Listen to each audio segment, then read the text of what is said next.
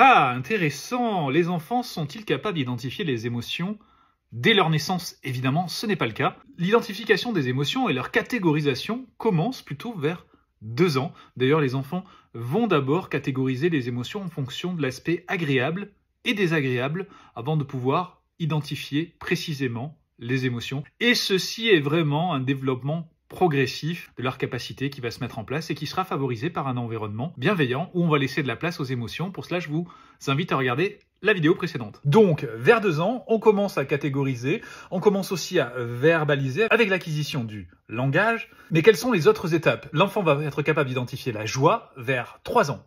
Puis, il s'agira de la tristesse ou encore la colère dès 4 ans. Pour la surprise et la peur, c'est dès 5 ans. Quant au dégoût, c'est vers 6 ans.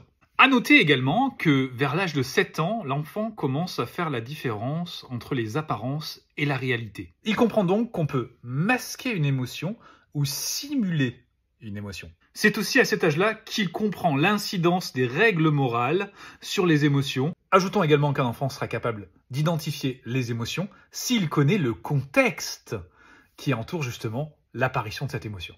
Toutes ces informations, je vous invite à les retrouver dans le livre d'Edouard Jantaz, Comment les émotions viennent aux enfants. À bientôt.